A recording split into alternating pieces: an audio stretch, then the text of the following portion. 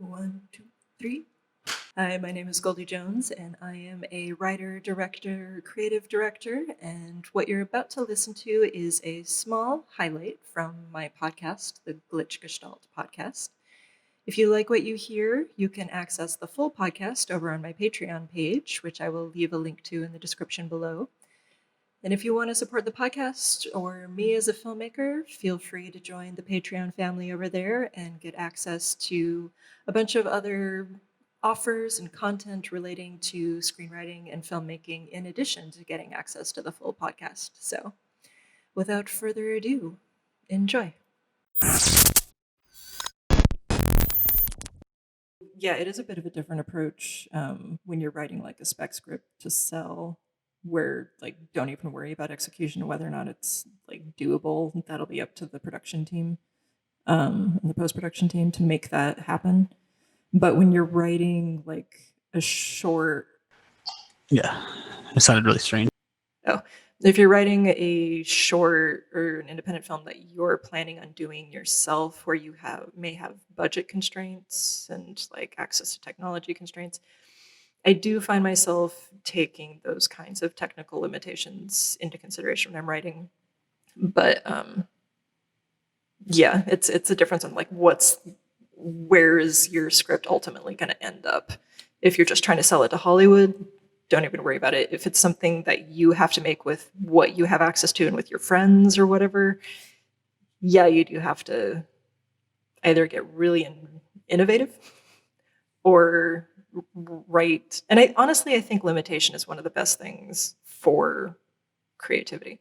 Yeah, art from adversity.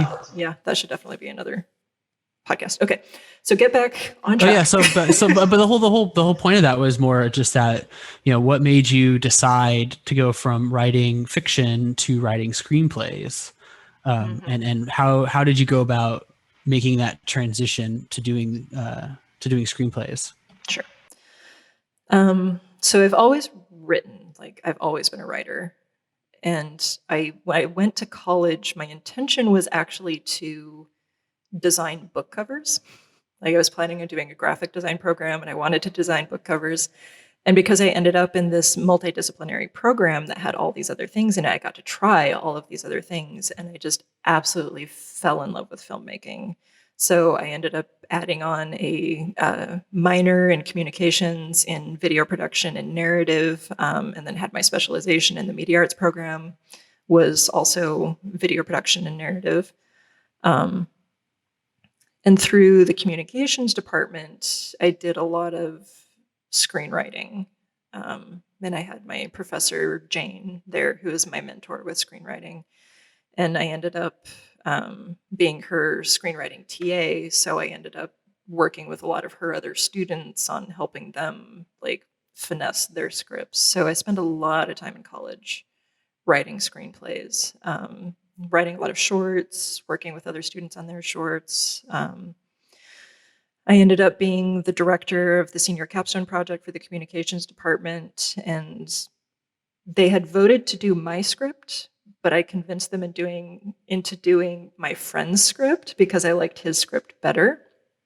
So I did a lot of rewrites on his script and worked with him on editing that, and then he ended up being the editor of the film.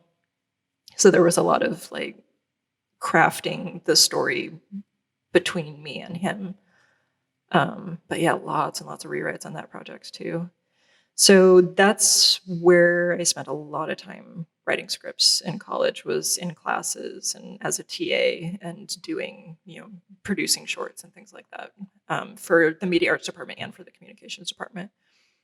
I know for me, whenever I'm starting any sort of creative endeavor, like that initial sort of just like starting from a blank page is like the worst part. And so like if you're a writer and you want to kind of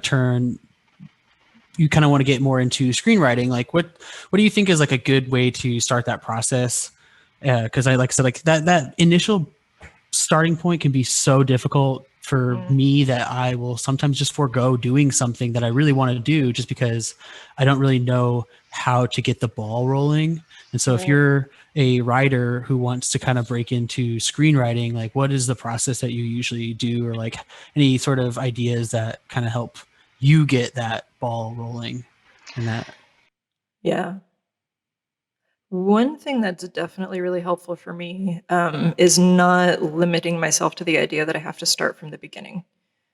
If I get an idea for a scene or a scenario or a conversation or even a line of dialogue, I will start from there, no matter where it is in the story. It can be a random scene that happens in the middle. It can be the scene that happens at the end. It could be the thing that opens the story. But I'd never limit myself to having to start at the beginning. I start where the idea is and then build out from there. You don't have to have a cold open every time to start your project. No. And I also, if actually, that's a cool, sorry, go ahead.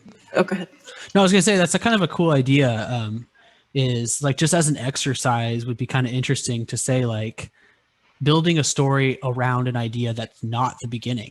Mm-hmm. Say like, hey, like you have an idea for a scene, write it and then build a story around it. Cause you don't have to, it doesn't have to be sequential or what's the word, like chronological, right? Mm-hmm. Like you don't have to start at the beginning.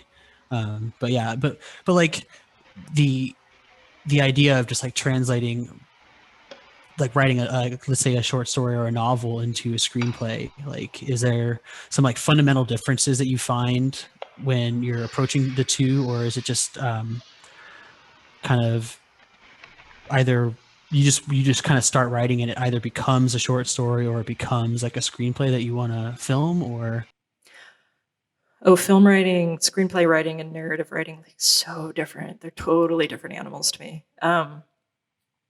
Screenwriting has so much built-in framework that you're expected to hang your story from. Like you have the character arcs and the hero's journey and like the 3-act structure, and it's a very rigid skeleton. So when I'm working on a script, there are all of these like goalposts to hit and all of these like points to hit.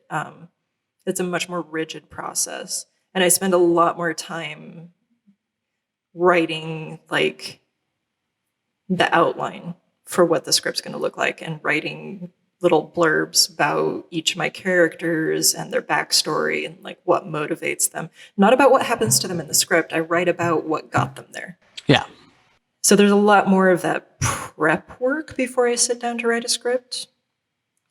With fiction, I think in reaction to how much structure there is to screenwriting, when I approach fiction, a lot of times I go from a completely stream of consciousness place and I won't plan out anything. Yeah.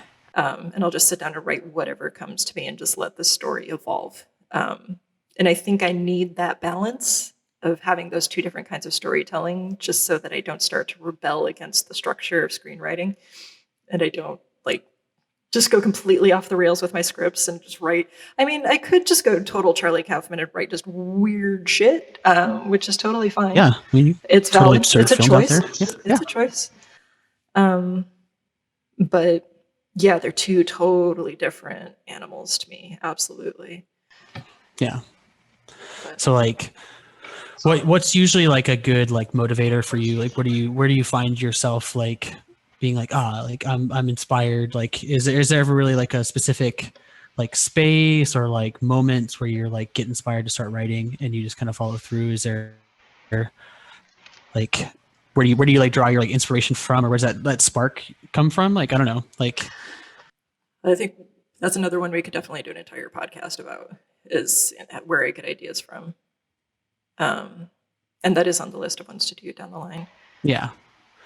Cause like, I don't know, for me, like I find that, you know, I'll be like laying in bed and be like, oh, I'm going to go do this thing. And then I just don't do it. And so, I think like a lot of people, don't follow through on a lot of their creative endeavors because like they just get like a muse at the wrong time or the wrong place. And so I think like just thinking about like how you, I don't know, execute your ideas and kind of manage to keep making these like projects. Whereas like, I don't know, like I said, like for me personally, I have a hard time like staying with it and staying disciplined and following through. Yeah. Like, but yeah, we can cover that on another one about. Oh yeah. I mean, there's definitely an hour's worth of stuff to talk about, how to find ideas, how to be creative when you're not feeling motivated. Absolutely. I remember that interview with George R. R. Martin and Stephen King, and Martin just like, how do you do it? Like, he's like, you just cranked out 6 novels. I haven't even finished Winds of Winter. And he's like, and Stephen King like didn't even like, he wasn't even trying to be rude. He's just like, I just write. Right. He's like, I just do it. I sit down and I write my pages. Mm-hmm. I don't I don't deviate from my routine. Neil Gaiman and Salman Rushdie, both are just, they write every day. Yeah. I mean, that's just all there is to it. You just do it every day, whether you Yeah. feel like it or not. And I find myself resisting doing it some days. Like some days I just don't want to do it. But I always have to remind myself that I enjoy this. Yeah. Like, Do you do I know NaNoWriMo? Do you do the NaNoWriMo every year or? I've tried, but I find it more discouraging than motivating. Because if I fall behind, if I miss a day and I fall behind, then I just beat myself up about it. Yeah, you have to write 10,000 words a day or something like that. And I totally can. I'm a very fast writer, actually. But my work schedule is so unpredictable that I can't always just, things happen, life happens. But yeah.